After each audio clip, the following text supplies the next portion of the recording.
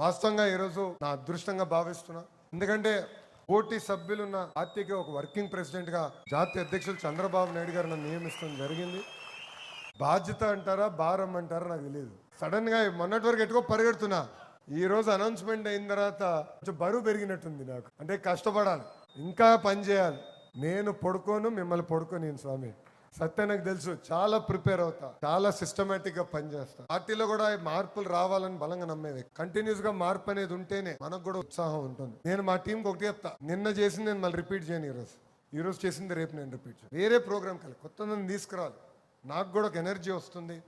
అప్పుడే నేను కార్యకర్తలు కూడా ఉత్తేజపరచగలుగుతానని నేను చెప్తాను జరుగుతుంది. ఇది మనందరం గుర్తుపెట్టుకోవాలి.